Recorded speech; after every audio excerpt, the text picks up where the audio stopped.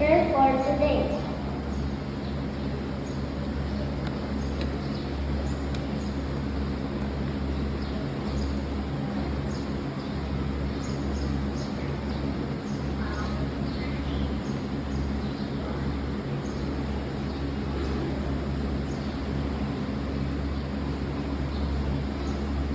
A pleasant morning to everyone. Thank you for witnessing this very important gathering.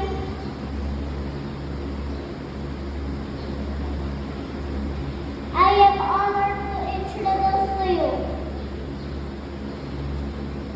our guest speaker for today.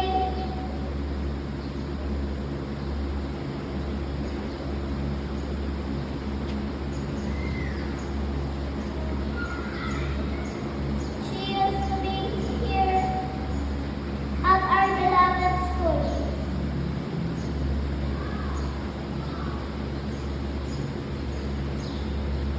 It has been the institution that nurtured her from primary grades to high school.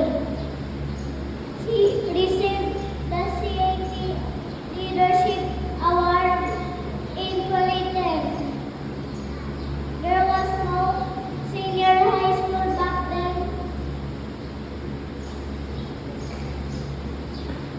She had taken a Bachelor of Early Childhood Education,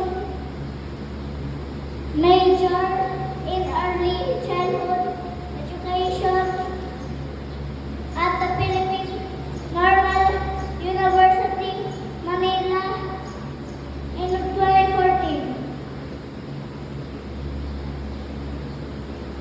She had been a consistent Dean's Lister during her college years. She was now a member of PNU BECED organization.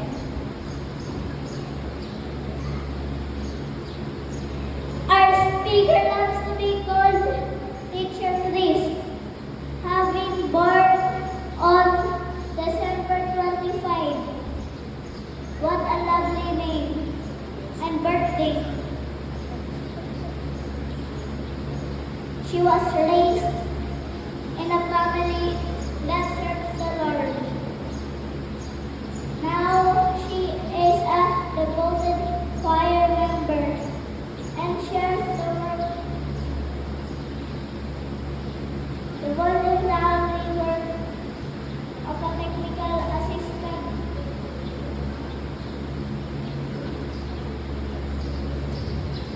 Our speaker is an adventurous educator.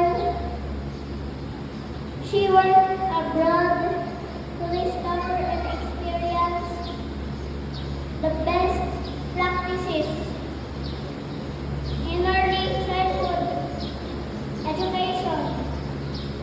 Among her engagements are the following: 2 years as main and English teacher in the early grade and preschool at Small World Educare Center, Private Limited, Singapore. 2 years as main English teacher in the early grade and preschool at National Trade Union Congress. My first school at Jalan Bukit Merah, the greenest place in Singapore. Most loved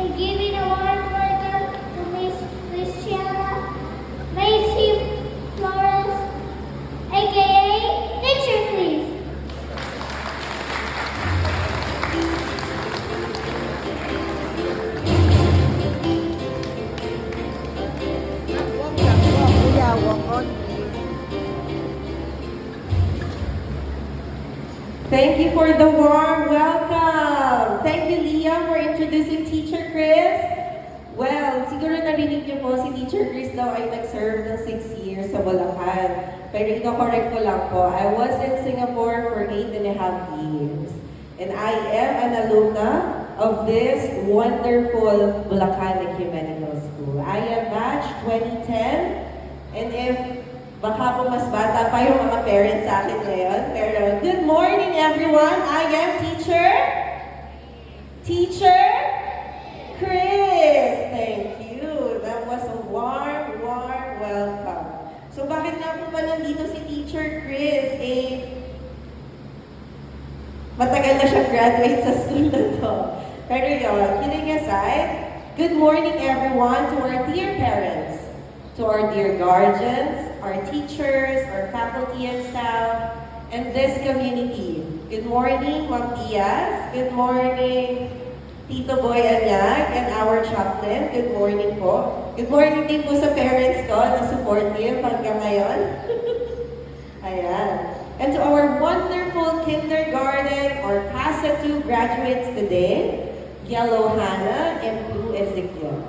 What a wonderful morning. Good morning and our brave movers. Today, we celebrate something very special. Do you know what special day is today? Siguro hindi pa nila ngayon ma-absorb kung anong klaseng special day ito. But for us adults, we will remember how brave they were for this school year and how triumphant they are in successfully completing their CASA 2 year in the Bulacan Ecumenical School. This is not just a moving up, but a moving forward with faith. Okay? Tinanong ko po, hala, bakit ako? Sabi ko kasi, hindi naman po ako valedictorian nung graduate ako. Wala pa naman po akong successful business or I'm not a booming name. Ako lang po si Teacher Chris. Yes, ganun lang po ako kilala ng mga tao, ng mga adult sa buhay ko. Ako po si Ate Tin. Pero in professional name, I am Teacher Chris. And I've been teaching children your age and younger. For as young as 18 months old, tinuturuan ko na po sila. Not just ABCs or 1, 2, 3, but the whole life of skills. And sabi ko, bakit kaya ako yung napili? Background story lang po, last year dapat ako po yung tatayo dito. But unfortunately, merong prior commitment. So here I am today, standing in front of you to let my energy flow. And sana, matanggap natin at ng mga bata ito. This is Teacher Chris. Actually, hindi po ako sanay na nakatayo lang na still, kaya grabe yung kamay ko. Kasi sanay po akong mahabol ng bata, nakikipaglaro, sumasayaw, nakakanta. That is Teacher Chris. And this Teacher Chris is quite constrained and I'm not used to this. But I'll try my best para makita ng mga bata na, oh, teacher can be this active, but teacher can be this prim and proper also. So, tapos na tayo sa backstory. And yes, today, this moving forward with faith. Bakit po? Kasi tinanong ko po, ano po ba ang theme for today? For this school year, wonderful school year. Ate, ano po kasi, dahil isa po sa churchmate ko talagang nag-invite sa akin to become the guest speaker today. Sabi niya, ate, this year, our theme for this year is leap of faith. Naku, paano kaya yun i-explain sa mga bata? Sa matatanda, madali lang po yun, leap of faith, kasi natatandaan na natin ano ba yung mga example. But for the kids, how can we make them understand what leap of faith is? So, because in the Philippines, we know maraming nangyayari ngayon. Life can be difficult and challenging now more than ever. Alam natin yan, tumataas ang lahat, pati dugo natin. Pero, nandito pa rin po tayo, nag-move forward. But like every Filipino family, we continue, we hope, we trust God. And today, we see that same strength in our children, your children. To our dear parents and guardians, behind every child here is your love and sacrifice. Let me reiterate. Behind every child here is your love and sacrifice. Early mornings, hard work, late nights, everything just to provide for your children. And we give thanks to you for persevering and continuing to give that education to your children. And today, we honor not just those, but all the little prayers that you do not let your children hear. And we honor them all. We give our thanks. Let's clap for our parents and guardians. Thank you. We honor you all. Yes. For our children, let's try to remember who cried on the first day.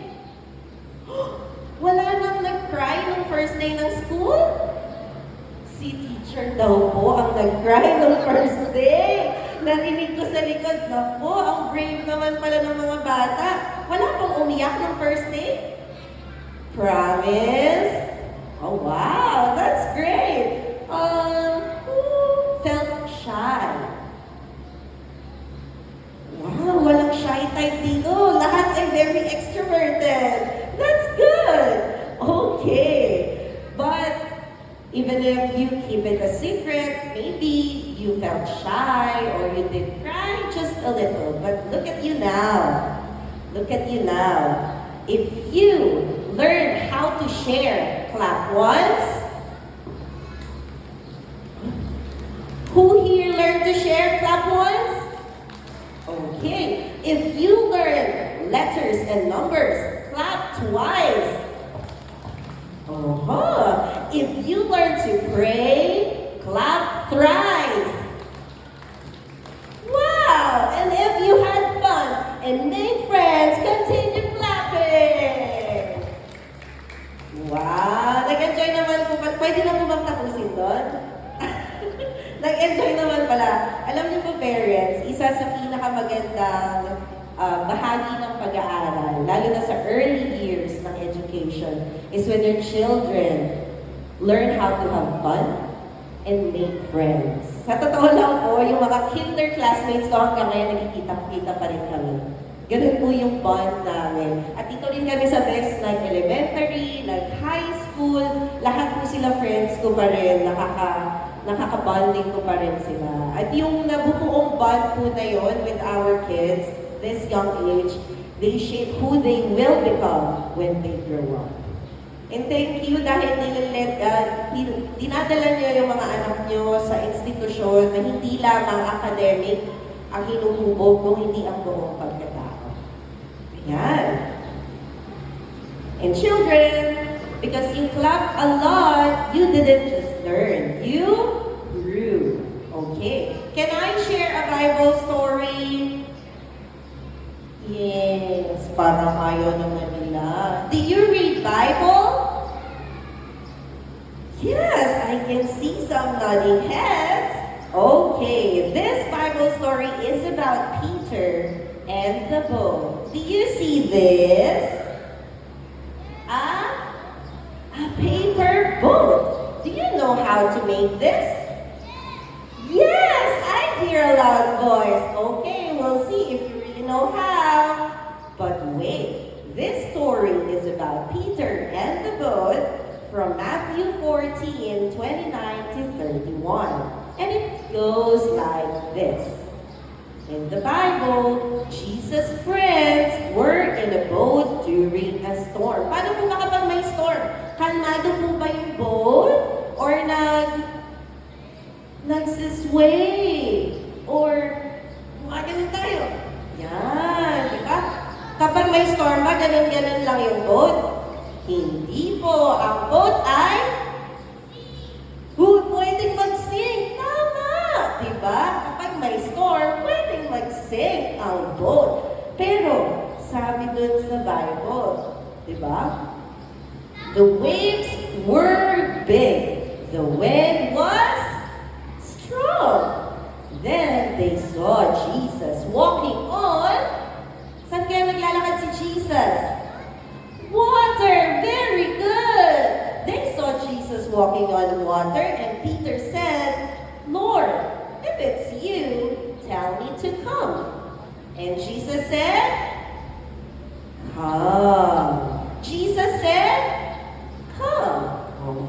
And Peter stepped out of the boat. That was a leap of faith. Ayan. Diba? Paano mo kung tayo yung nasa boat, mga kids? Tapos gumaganon yung boat. Nakita natin si Jesus sa water, naglalakad. Tapos sinabi natin, Jesus, ikaw ba yan? Tapos sinabi niya, tara, punta ka sa akin. Kayo ba? Pupunta kayo kay Jesus? Wow. I can hear opo and nodding heads. You're so brave. But when you ask adults if they're gonna go and walk on water, they will think, hala, totoo kaya yun o scam lang to? Baka naman fake lang yung yung nagsasabi na come and walk with me. Ayan.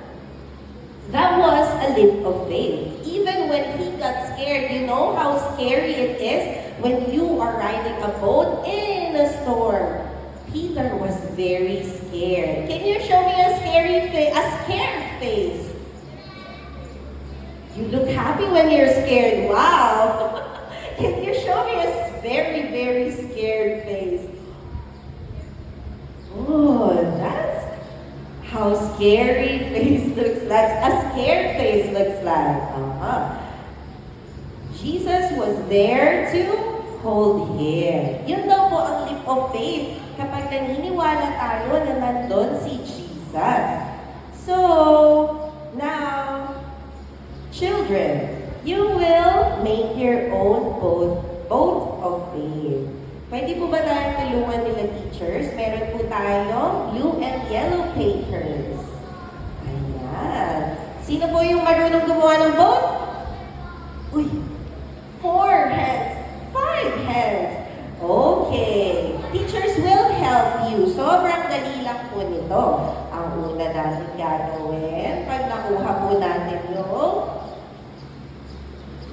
paper. Ayan, hold po muna natin.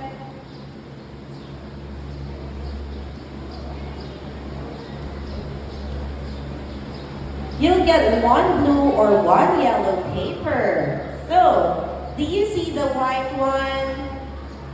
Okay. Fold it. It's like this. Fold it into half. Okay. Yes, fold it into half, please. Later, may magic dyan. Yung white yung magiging nasa gitna ng boat niyo. Yan. Fold the paper like this. Okay na po. White po muna, white. Yan. Dapat white. Blue yung nasa loob, white yung nasa labas. Okay, can everybody follow? Teachers will help you. Raise your hand if you need help, okay? Okay, somebody will come and help you. There's no harm in asking for help, that's good. It should be crosswise. Crosswise po. From white whole paper to a crosswise. Crosswise. Okay. So, after we fold this, another fold lengthwise. So it will become like this, a 1/4 sheet of paper. Very good. I can see some kids following. Good job. Now, do you know how to fold into triangle? Triangle. Parents, you can help them if they want to. Triangle, 1 here and 1 here. Here. It will become like a roof.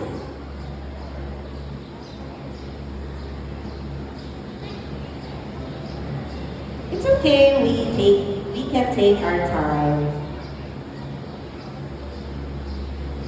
Parents, this is an example of what immersive learning is about. What experiential learning is all about. And what they will feel now, they will keep it in their hearts and mind longer than you think it will. Because learning it is not just hearing or seeing, but when you learn through experience, you will understand more of what you are learning. So, after we make a roof, one flip outside, and the other on the other side. Flip here, and the other one behind. There you go. Ooh, it's almost like a boat.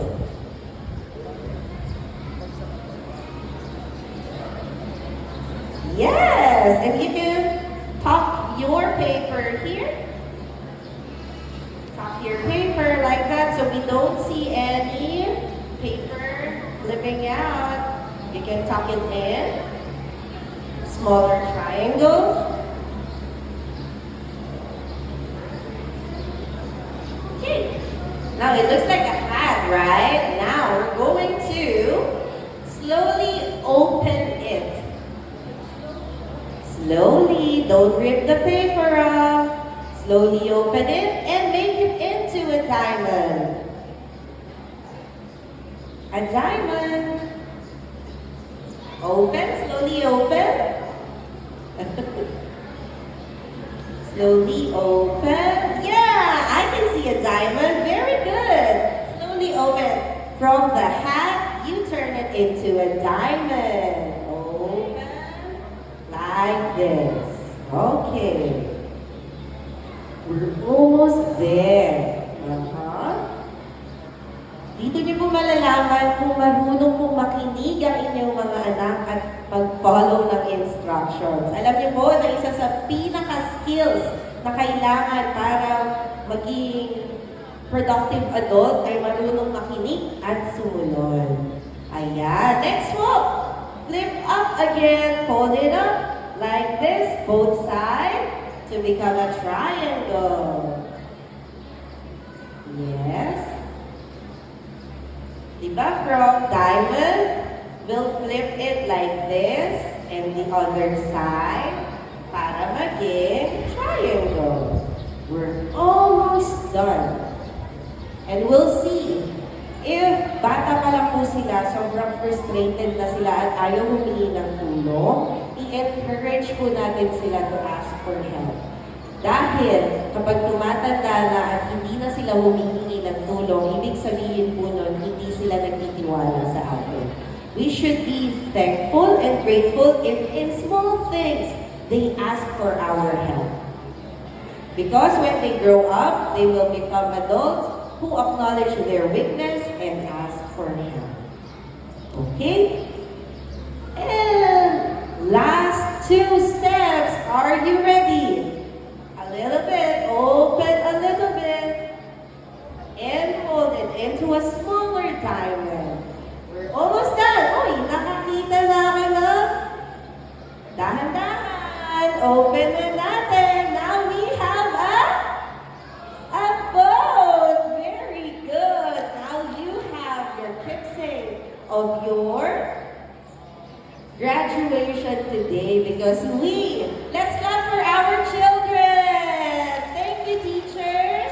Thank you for helping. You can bring this at home, and when you see this, when you grow up, you will remember what we did today.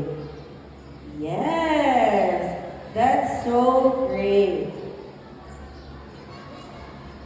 When you go home, you can ask mommy and daddy to write your strength in it. If you are brave, if you are confident, if you know how to follow, you can just ask your mommy and daddy. Oh, you can ask them now if they have pets. Yeah, that's great.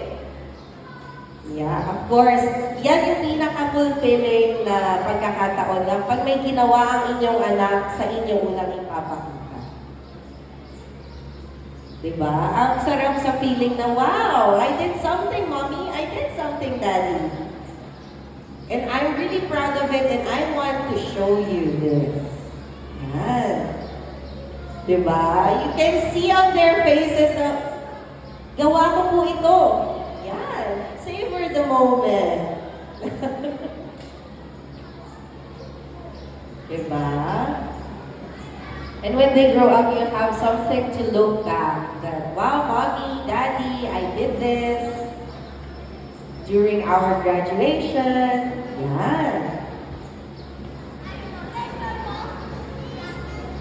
Okay, everybody, let's show our boats. Okay, children, your boat is like you. Sometimes the water is calm. Sometimes there are storms. But your boat will keep moving because God is with you. Your family and friends support you. Your school guides you. And you know what? This symbolic boat that we have, today we place our boats in God's hands. Can we raise our paper boats? Okay.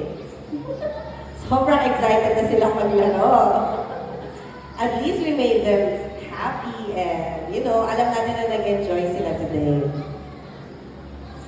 Okay, can we put our boats on our chair? I'll teach you our song, but I think you know this song.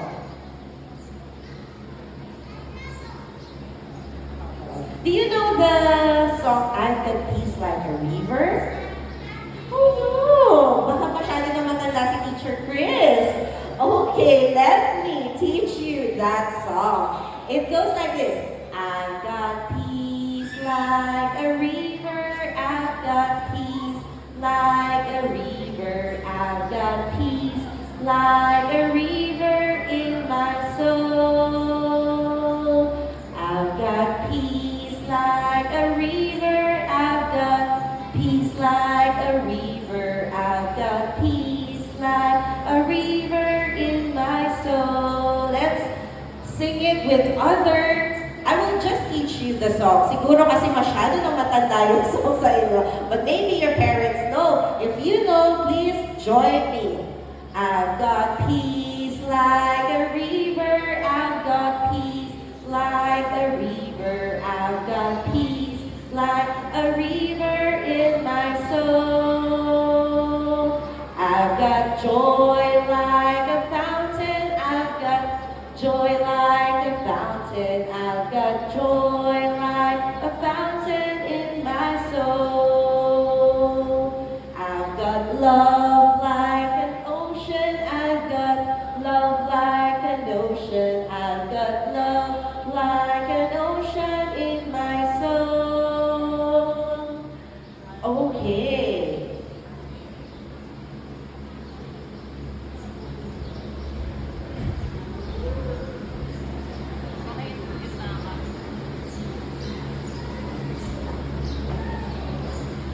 Ayan. Can I ask everybody to please stand up, including our parents? This is so simple.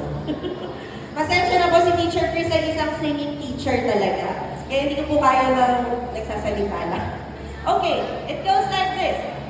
I've got peace like a river. I've got peace like a river. I've got peace like a river in my soul. I've got peace like a river. I've got peace like a river. I've got peace like a river in my soul. Joy like a fountain.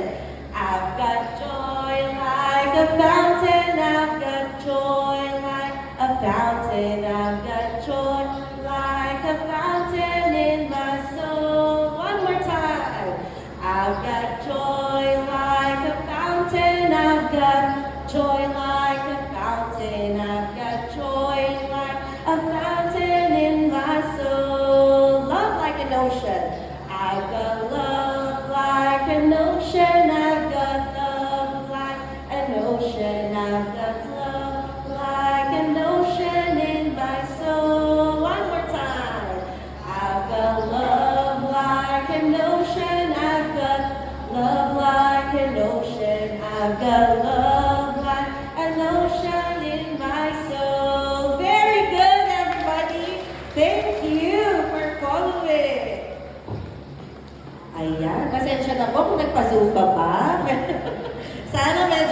ma-energize po tayo doon, don't worry. Yung mga ganitong experiential learning with the kids, pag umuwi po sila, matatandaan nila yan. Papaulit sa inyo. Pasensya na, kayo ang nasa bahay, kayo ang uulit. Pero simple song, but it means a lot. So if they ask one day, Mommy, what is leap of faith? You can just sing this to them and explain that faith is as simple as singing this song. And when they grow up, they will learn and understand more about this song and everything that they learned throughout the school year. So, after singing, we still have our boats. Your boat may face waves, but your heart can always have peace. Very good. Okay. So here in Best is transforming, achieving the Christian way.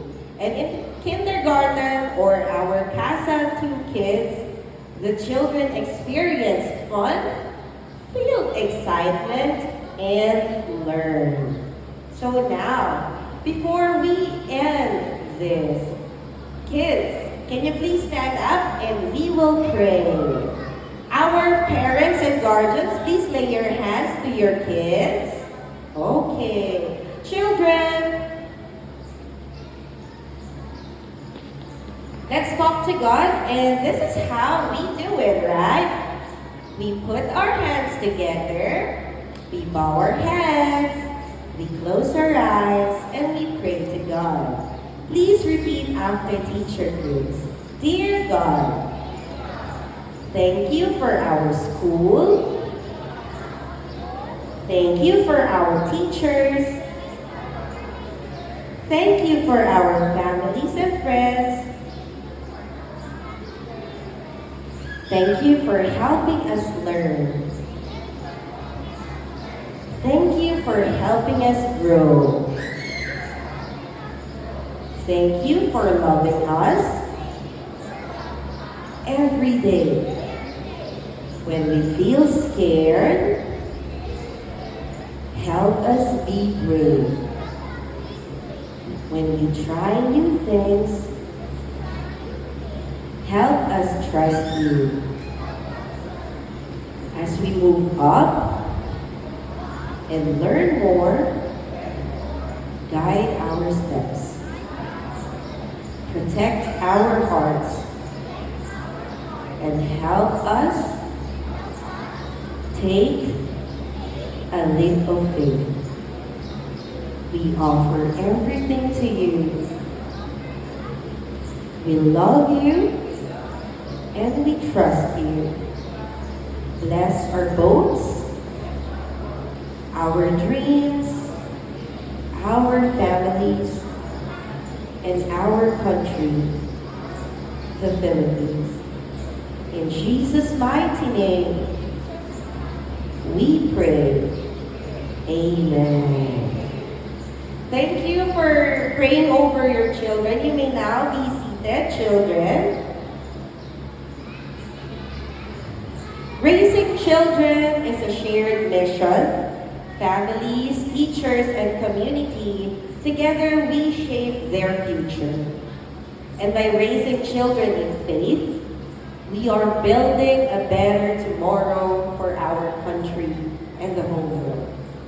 Kasi imagine, my parents were just praying for me to be here in the Philippines, but I served in Singapore for 8.5 years, teaching and caring for children like them. And alam po natin na ang future ng mga batang ito, isa sa humuhubog ay ang pananalangin. And we believe and we pray that after they finish here in their Casa 2, they will continue to learn more here or anywhere you want them to be the best person that they will be. Pero hindi po yun magkakaroon ng ganong best kung wala faith na nanggagaling sa inyo na ipapamana sa kanila. So yun. Dear children, kindergarten or Casa 2 graduates, as you move forward, remember your boat. Where is your boat? There will be waves.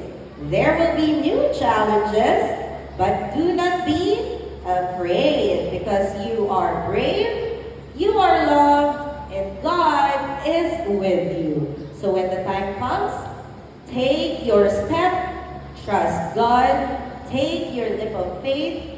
Congratulations, movers. Continue transforming, achieving the Christian ways. And always remember to experience fun, feel the excitement, and never stop learning. This is Teacher Chris, believing in all of you. Thank you, and God bless us all.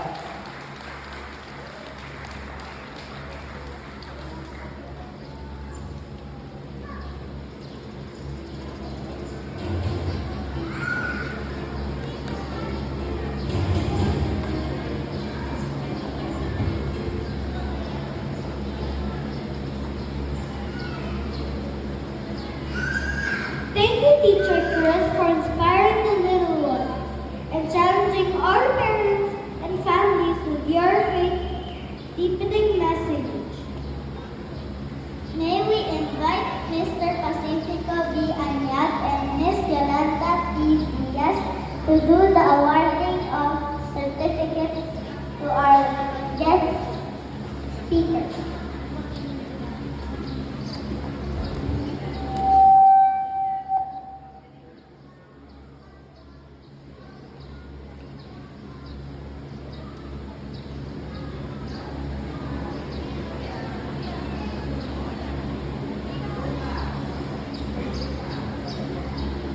Allow me to read to us the content of this certificate.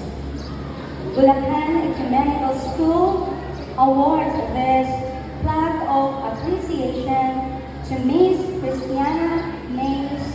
Flores for sharing her invaluable insights as inspirational speaker on the celebration of Best Kindergarten Moving Up Ceremony 2026.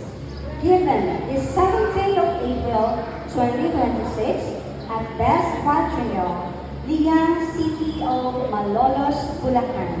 Signed, Mr. Pacifico B. Anyat, Chairman of the Board of Trustees.